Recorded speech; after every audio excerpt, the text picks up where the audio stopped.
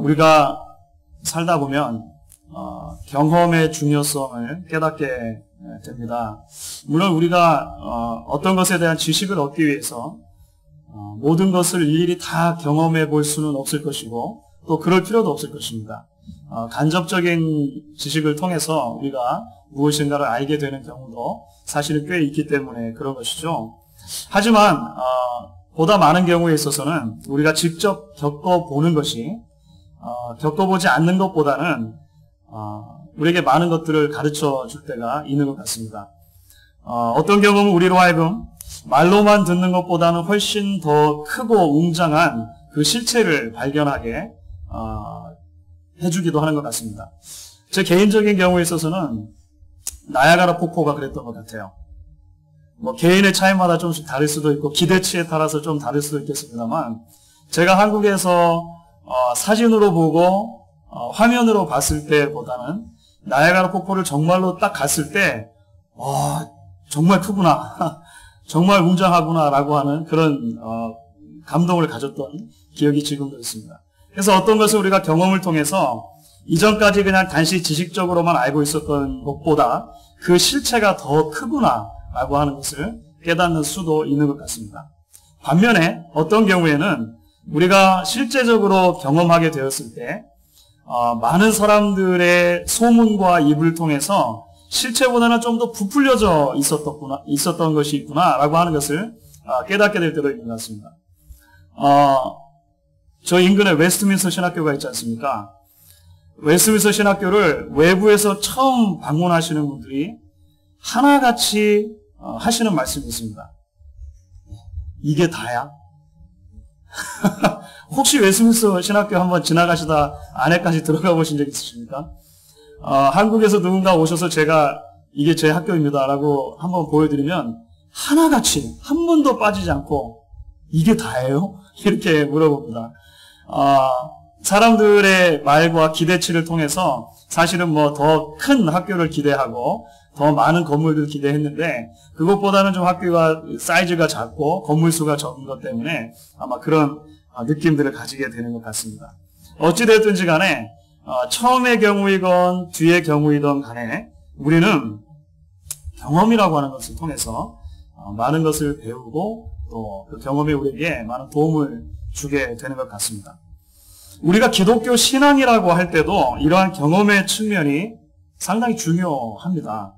기독교 신앙이라고 하는 것이 단순하게 교회 생활을 배우며 살아가는 것 이상이기 때문에 그런 것이죠. 예수를 믿는다고 하는 것, 믿음이 성장한다고 하는 것은 단순히 교회가 가지고 있는 어떤 독특한 문화적인 습관에 익숙해지는 것을 의미하는 것은 아닌 것 같습니다.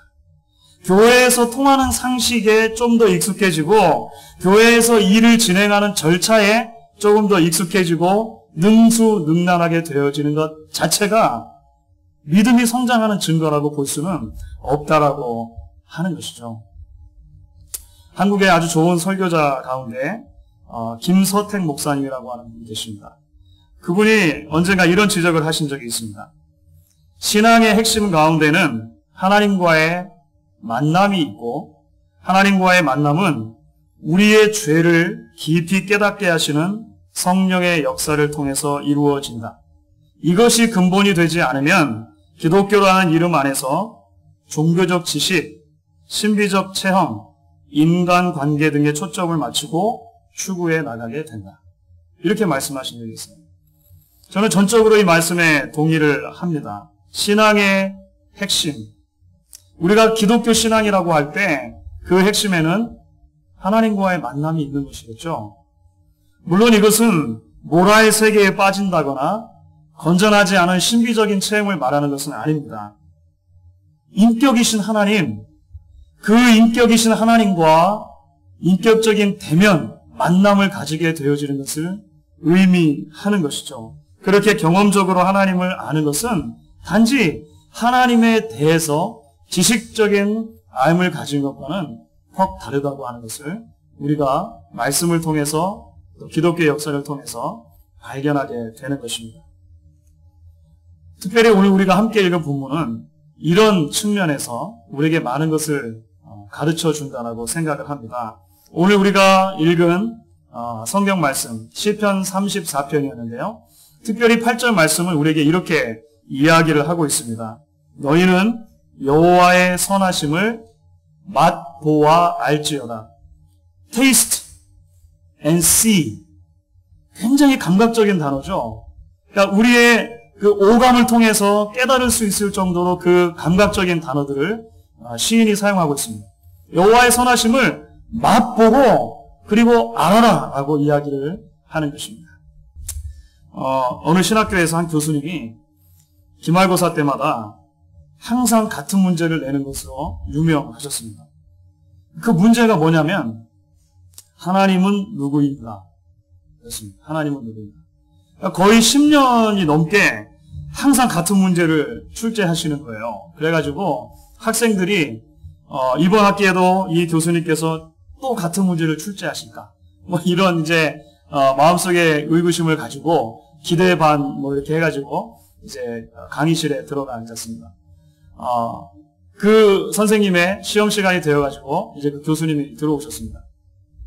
학생들이 다 이제 주목해 보는 것이죠. 평소하고 똑같이 이제 이 교수님께서는 분필을 하나 탁 드시고 칠판에다가 이제 시험 문제를 적어 가시는 것입니다. 하나님은 누구인가 이렇게 하면은 하자로 시작을 해야 되잖아요. 그런데 웬일입니까? 하나님께서 선생님께서 도자로 먼저 시작을 하시는 거예요. 이 10년 만에 교수님께서 이제 드디어 문제를 바꾸셨는 겁니다. 하고 학생들이 기대하고 있는데 선생님이 계속 써나가시는데 도대체 하나님은 누구신가? 이렇게 썼다는 얘기가 그냥 있는 거죠.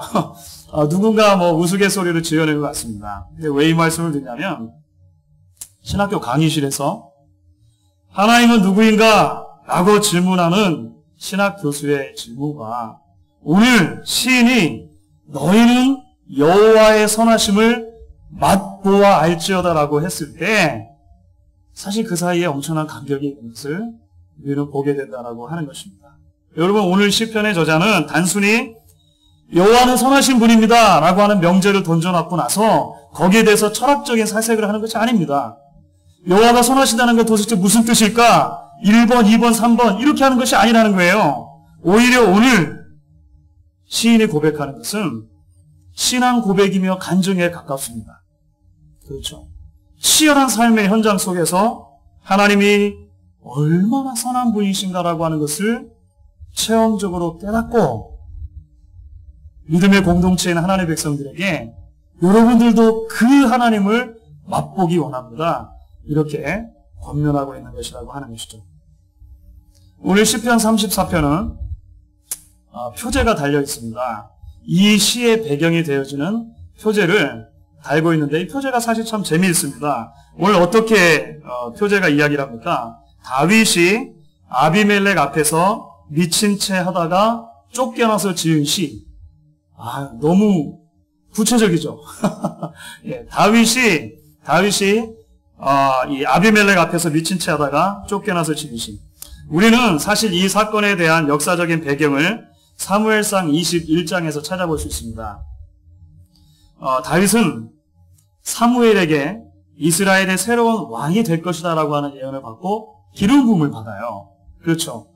대개의 경우에 있어서는 차기 왕으로 기름 부음을 받으면 대개 얼마 안 있다가 왕이 되어지는 것이 순서입니다. 그런데 이렇게 기름 부음을 받고 난 뒤에 다윗은 곧바로 왕위에 등극을 하지 못했습니다. 왜냐하면 사울이라고 하는 현 왕이 시퍼렇게 살아있는 거예요.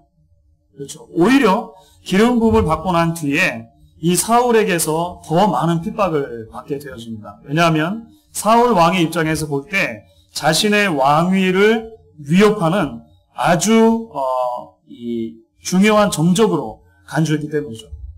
특별히 다윗이 골리앗이라고 하는 그 거대한 거인 장수를 물리친 적이 있었습니다.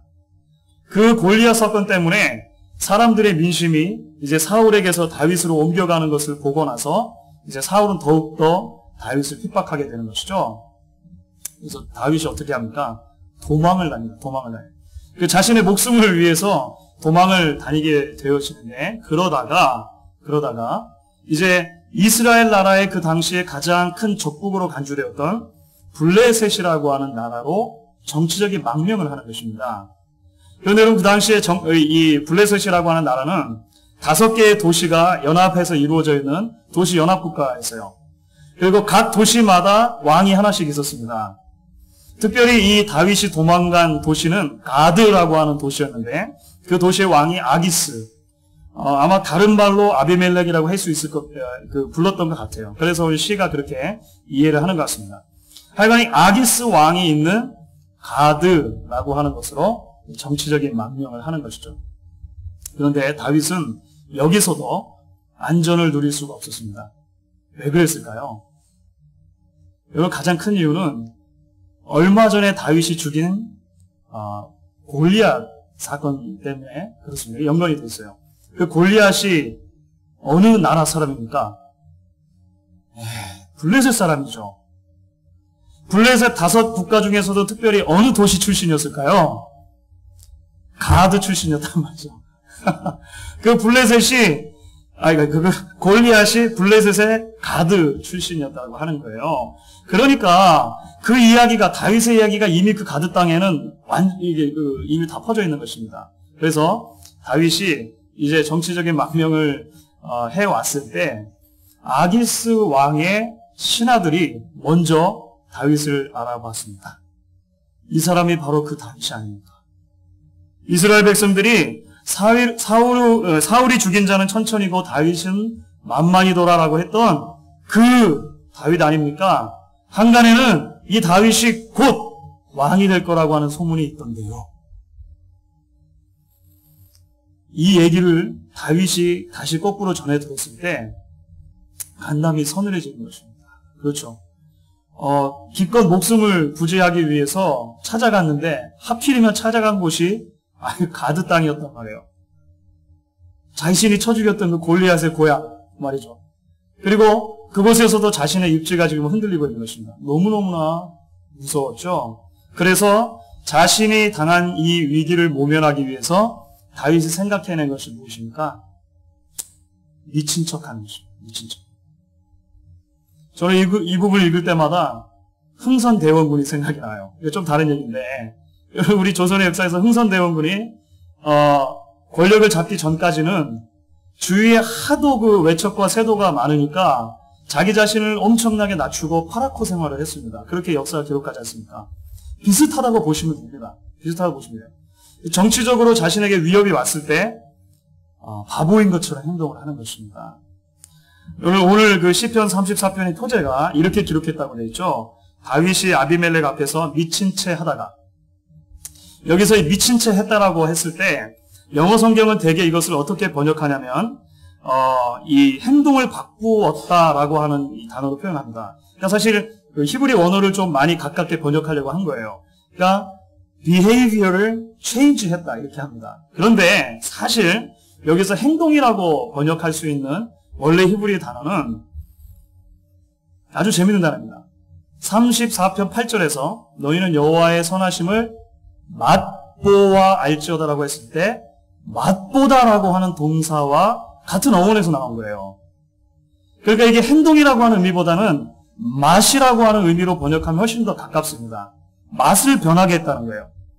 이게 한국말의 표현하고 굉장히 비슷합니다.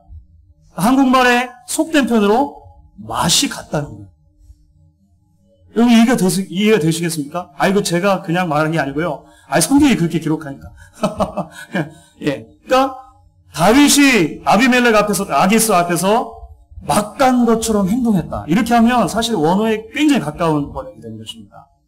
너무 적나라하죠. 얼마나 심하게 자신의 표현을 바꿨던지 대문짝에다가 괜히 알 수 없는 글자를 막 끄적끄적거리고 수염까지 침을 질질 흘리고 하는 모습을 다윗이 보여준 거죠. 그리고 나서야 이제 저런 미치광이를 왜 나에게 데려왔느냐 하고 쫓아내라 해가지고 겨우 그 위기의 상황을 모면하게 된다라고 하는 것입니다. 그런데 사랑하는 여러분, 놀라운 것은 시편 34편이 바로 이러한 일들 뒤에 다윗이 드리는 찬양의 노래라고 하는 것입니다. 이런 모든 어려움을 겪고 난 뒤에 다윗이 지금 찬양하며 노래하고 있는 거예요. 다윗은 무엇이라고 고백합니까? 7절과 8절 말씀을 이렇게 고백하는 것입니다. 여호와의 사자가 주를 경외하는 자를 둘러 진치고 저희를 건지시는구나. 너희는 여호와의 선하심을 맛보아 알지어다. 그에게 피하는 자는 복이 있도다. 무슨 말입니까? 결국 다윗이 아기스 왕 앞에서 사건을 통해서 깨달은 것은 사람을 의지할 것이 아니라 오직 하나님을 의지하고 하나님께 피하는 자가 복이 있다라고 깨달은 것입니다. 그리고 나서 그러한 자신을 여전하신 신실하심으로 붙들어 주시는 그 하나님의 선하심을 발견하게 됐다라고 하는 거죠. 다윗은 사실 자신의 자존심과 모든 그 명예가 바닥에 떨어지는 사건을 경험한 것입니다. 그렇죠. 조금 전까지만 해도 다윗은 어떤 사람이었습니까? 와, 사울이 죽인 자는 천천히 돼, 다윗이 죽인 자는 만만이다, 막 이렇게 하고, 그 이전에는 사무엘을 통해서 기름을 막 붓고, 자신의 형들이 훨씬 많았는데 7명의 형들을 다 제치고 자신이 차기 왕으로 선택을 받고 기름 부음 받고 막 이런 것이 있었단 말이죠. 그런데 그런 모든 것들은 다 없어지고 이방 땅에서 미친 척을 해야만 목숨을 부지할 수 있는 그러한 상태로 지금 떨어졌다라고 하는 것입니다. 그러한 상황 속에서 다윗이 발견한 것이 무엇이죠? 자신의 영혼의 현 주소라고 하는 거예요. 다윗은 특별히 2절과 6절에서 두 번에 걸쳐서 자신을 무엇이라고 표현하냐면 곤고한 자라고 설명합니다. 내가 얼마나 곤고한 자고 곰핍한 자인가? 내가 얼마나 부족한 사람인가? 내가 얼마나 형편없어서 그냥 후 불면 나의 믿음이 날아갈 만한 그런 연약함을 가진 사람인가라고 하는 것을 깨닫게 됐다는 것이죠. 그런데 놀라운 일이 일어났습니다. 자신의 곤고함을 보는 순간 다윗이 발견한 것은 하나님의 위대하신 일이었습니다. 아주 아이러니한 것이죠. 내가 얼마나 연약한가, 내가 얼마나 부족한가, 내가 얼마나 가치가 없는 사람인가 하는 것을 깨달은 그 순간이 하나님의 위대하심, 하나님의 크심, 하나님의 광대하심을 발견한 순간이었다고 하는 거예요. 그리고 그 하나님께서 나를 구원해 주시는구나라고 하는 것을 발견한 것입니다. 그래서 다윗이 이렇게 계속해서 노래합니다. 여러분들 3절과 4절 말씀을 우리가 같이 한번 읽으면 좋겠습니다. 3절과 4절 같이 한번 읽겠습니다. 나와 함께 여호와를 광대하시다 하며 함께 그 이름을 높이세. 내가 여호와께 구하매 내게 응답하시고 내 모든 두려움에서 나를 건지셨도다. 다윗의 이 감격적인 이 마음이 좀 느껴지십니까? 자기 자신은 너무나 형편없는 자리에 지금 떨어진 거예요. 그런데 그 상황 속에서 하나님만이 나를 구원해 주시는 분이구나 라고 하면서 깨닫는 것입니다. 나와 함께 하나님의 광대하심을 높이세. 하나님을 찬양합시다. 왜냐하면 그분이 광대하시고 크신 하나님이기 때문입니다. 이렇게 이야기하는 것입니다. 사랑하는 성도 여러분, 참된 신앙은 맛을 보고 아는 것입니다. 여러분, 이런 신앙의 맛을 경험하셨습니까? 우리 신앙은 흉내내는 것으로 되지 않습니다. 교회 생활의 패턴을 따라하고 익숙해지고 흉내내는 것이 신앙이 좋아지는 것을 우리가 오해하면 안 된다고 하는 것이죠. 교회를 다닌 오랜 횟수가 우리의 신앙의 퀄리티를 보장해 줄 수는 없다라고 하는 것을 우리가 너무나도 잘 알고 있지 않습니까? 우리의 말투가 이전과 달리 조금 더 교회에서 사용하는 말을 더 많이 사용한다고 해서 예전에는 누구누구씨 그랬다면 미스터 누구누구 했다면 형제님 아유 좋죠. 형제 자매 이게 좋은 것입니다. 하지만 우리의 언어의 몇 개가 조금 바뀐 것, 우리의 행동의 몇 가지가 조금 바뀐 것 자체만으로는 그것이 신앙이 정말로 성숙해가는 것을 의미한다라고 볼 수 없다라고 하는 것입니다.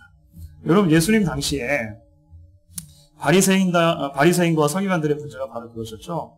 여러분, 그들은 엄청나게 종교적인 사람이었습니다. 그렇죠? 너무너무나 종교적인 사람이었다라고 하는 것이죠. 어려서부터 말씀을 읽고 외우고 그렇게 하는 훈련을 계속했습니다. 기도하고 금식하는 훈련들, 11조하는 훈련들, 사회적으로 봉사하는 훈련들을 계속 했다라고 하는 것이죠. 그런데 문제는 하나님의 마음에서는 자꾸 멀어지는 것입니다. 종교적인 행위를 하면 할수록 하나님의 마음에서 멀어지는 거예요. 그래서 정작 하나님의 구원의 방편이신 예수 그리스도께서 오셨을 때 누구보다도 그 예수님을 반대하고 핍박하는 자리에 그들이 있었던 것입니다. 하나님을 가장 열심히 섬긴다고 생각했던 그들이 가장 열렬한 방법으로 하나님을 대적하고 있었던 것을 우리가 발견하게 된다고 하는 것이죠.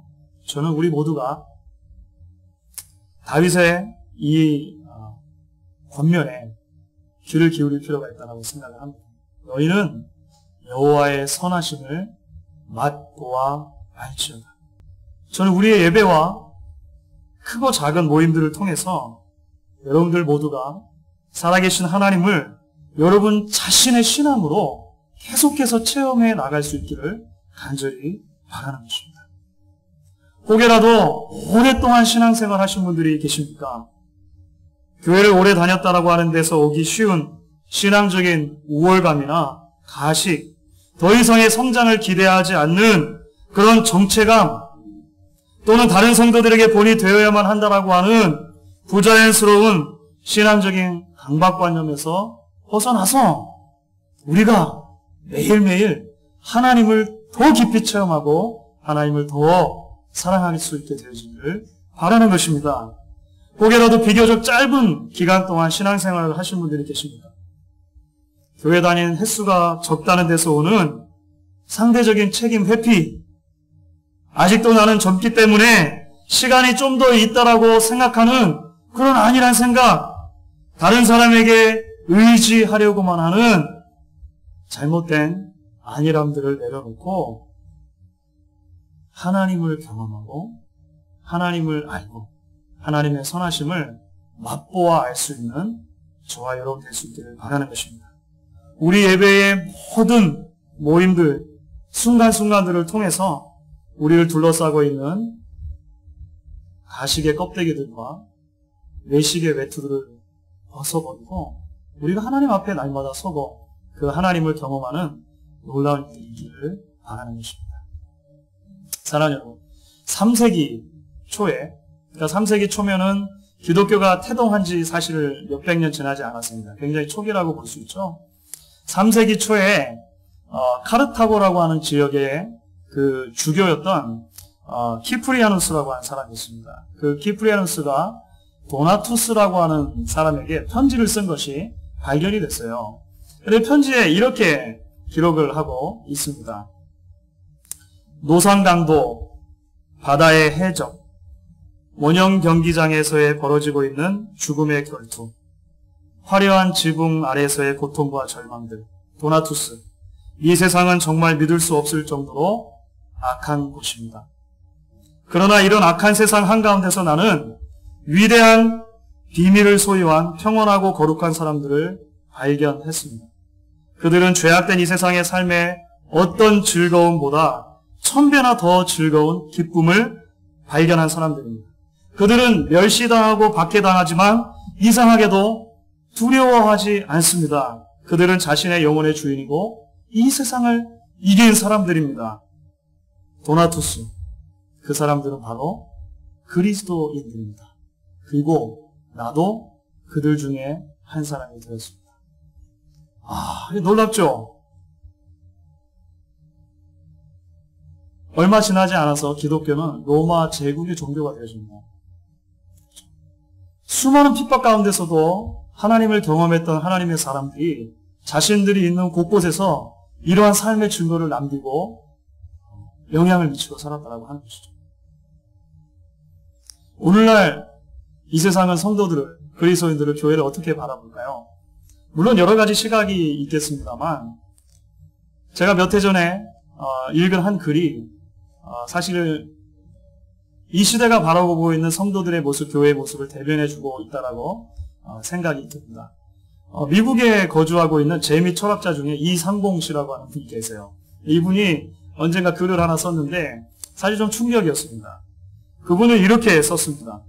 기독교인들은 이승이 뭔지도 모르면서 저승에 대해 다 알고 있는 듯이 말하고, 자신에 대해서도 모르면서 하늘의 뜻을 알고 있다고 말하고, 사랑이 뭔지도 모르면서 하나님의 사랑을 알고 있다고 말하고, 같은 인간끼리 대화도 잘 하지 못하면서 하나님과 언제나 대화를 한다고 떠들고, 죄는 사람에게 저질러 놓고서 하나님 앞에서 죄인이라고 떠들고, 이 세상에 살고 있으면서 이 세상의 잣대로 자기를 판단하지 말라고 떠드는 자들의 집합지이다. 여러분 어떻게 생각하십니까? 도대체 무엇이 이런 차이를 가져왔을까요? 여러분 요한일서 5장 5절에서 사도 요한은 우리에게 이렇게 증언합니다. 예수께서 하나님의 아들이심을 믿는 자가 아니면 세상을 이기는 자가 누구뇨? 여러분 적어도 3세기에 키프리아누스의 편지에서는 그것이 사실인 것 같아요. 그렇지 않습니까? 그런데 왜 오늘날 많은 경우에 있어서 그리스도인들은 세상을 이기지 못하고 오버컴하지 못하고 오히려 세상에게 이김을 당하고 있느냐라고 하는 것입니다. 많은 시간 동안 저는 이런 문제를 고민하고 기도합니다. 그래서 저는 요한일서 5장 5절에 사실 그 열쇠가 어느 정도는 들어있다고 생각합니다. 예수께서 하나님의 아들이심을 믿는 자가 아니면 세상을 이기는 자가 누구뇨? 요한이 말했다고 했죠. 그렇다면 이것을 거꾸로 뒤집으면 어떻게 되겠습니까? 왜 세상을 이기지 못하는 것입니까? 예수님께서 하나님의 아들이심을 믿지 못하기 때문이라고 우리가 결론을 잠정으로 내릴 수 있겠죠. 교회에 수많은 사람들이 있고 세계의 10대 교회 가운데 8개가 한국에, 그것도 서울에 있지만 영향력을 발휘하지 못하는 이유가 무엇인가? 우리는 고민하게 되는 것입니다. 교회에 나와 있지만 오랜 시간 신앙생활을 했다라고 우리가 이야기를 하지만 우리의 매일매일의 삶 속에서 하나님을 인격적으로 경험하고 그 하나님의 아들이신 예수 그리스도를 믿음으로 고백하면서 세상을 이길 만한 우리의 내적인 힘을 키워내지 못한 문제가 우리 안에 있다라고 하는 것이죠. 불교 용어로 지월이라고 하는 용어가 있습니다. 이게 뭐냐면 달을 가리키다 이런 뜻이죠. 달을 가리키다.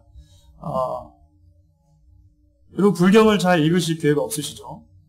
저도 뭐 자주 읽지는 않습니다만 간혹 그 재밌는 이야기들 또는 이 기독교의 건전한 세계관 안에서는 어디에서도 진리가 발견되면 그것은 하나님의 진리다라고 가르칩니다.